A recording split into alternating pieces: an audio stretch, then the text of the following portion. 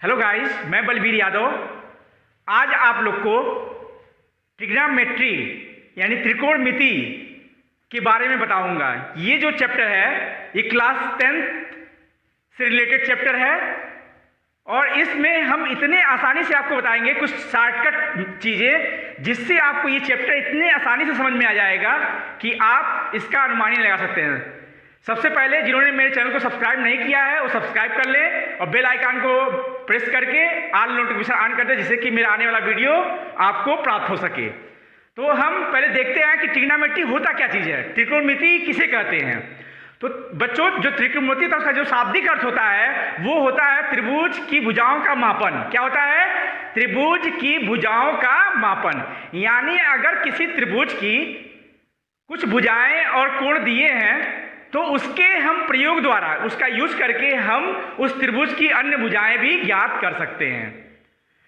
त्रिकोणमिति का जो ये त्रिभुज के मापन है, जो उनकी भुजाओं का मापना है, ये हम समकोण त्रिभुज को मान के लिख चलते हैं। क्या मान के लिख चलते हैं? समकोण त्रिभुज। तो सबसे पहले मैं आपको कुछ ऐसे शॉर्टकट ट्रिक बताने जा रहा हूं जिसको आप लोग याद कर लीजिएगा और अपनी कॉपी पे लिख लीजिएगा। वो जो ट्रिक है वो है, देखिए, लाल कका LALKKA, ये ट्रिक है। आप क्या कीजिएगा, इस यल के ऊपर लिख दीजिएगा साइन, इस ए के ऊपर लीजिएगा कॉस, साइन थीटा, यहां पे कॉस थीटा। एल के ऊपर लिख दीजिएगा टेन थीटा, के यहां पे जो है कॉसेक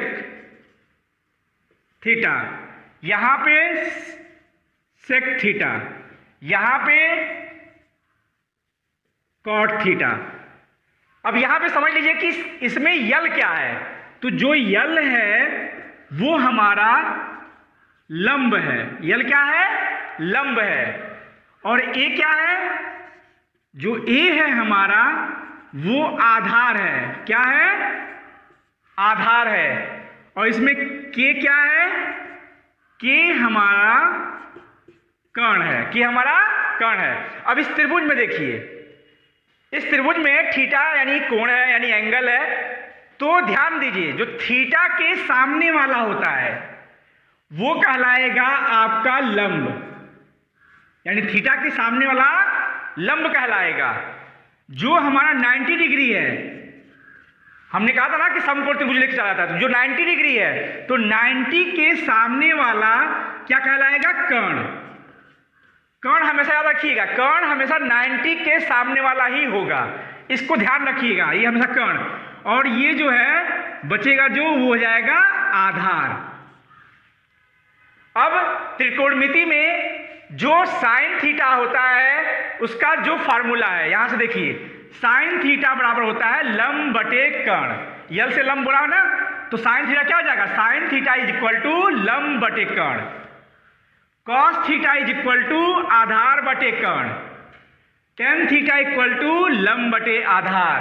अब कौशिक की बात की जाए तो cosec theta is equal to कर्ण बटे लंब। के से कर्ण हो गया, यल से लंब हो गया। उसके बाद आइए सेक थीटा, तो सेक थीटा इक्वल टू कर्ण बटे आधार, ये से आधा होता है। इसी तरह से कॉट थीटा इक्वल टू आधार बटे लंब। इसमें जब ये चूंकि एक समकोण त्रिभुज है तो अगर मान लीजिए इसमें से कोई दो भुजा मालूम है आपको, 3 सेंटीमीटर 4 सेंटीमीटर ये मालूम है हमको, यानी आधार मालूम है और लंब मालूम है, और ये हमको कर्ण इसका नहीं मालूम है। तो हम पहले कहा ना कि ट्रिग्नोमेट्री में त्रिभुज की भुजाओं को ज्ञात करने के लिए ही यूज किया जाता है। तो इसमें हम क्या करेंगे? पहले हम इस कर्ण को ज्ञात करेंगे। इस कर्ण को ज्ञात करने के लिए हम पाइथागोरस प्रमेय लगाएंगे। क्या लगाएंगे? पाइथागोरस प्रमेय।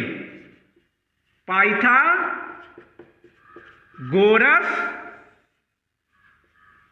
प्रमेय। पाइथागोरस प्रमेय कहां लगाते हैं? पाइथागोरस प्रमेय का यूज वहां पे करते हैं जब त्रिभुज जो है हमारा समकोण हो। तो पाइथागोरस प्रमेय क्या कहता है कि जो कर्ण पे बना वर्ग होता है, यानी जो कर्ण पर बना वर्ग होता है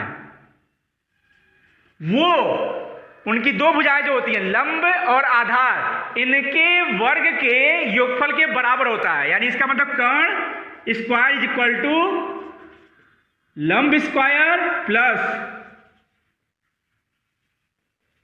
आधार स्क्वायर।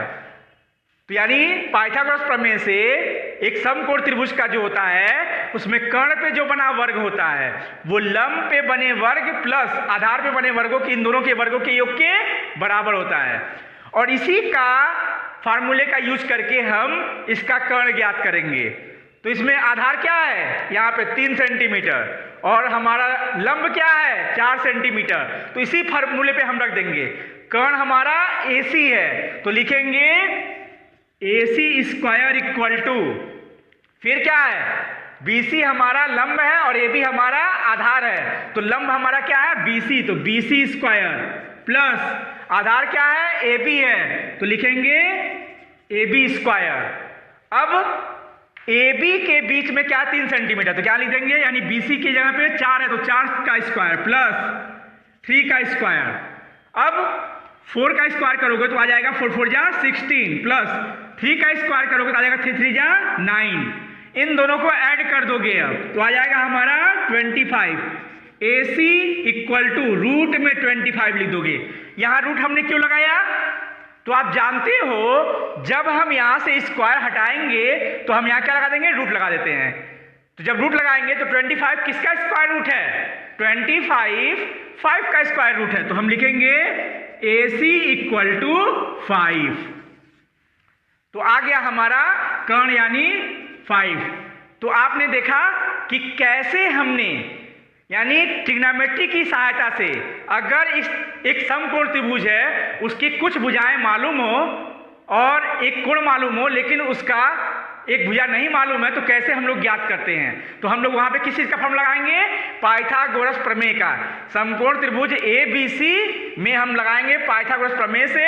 पाइथागोरस प्रमेय क्या होता है, जो कर्ण पे बना वर्ग होता है वो लंब पे बने वर्ग प्लस आधार पे बने वर्ग के योग के बराबर होता है।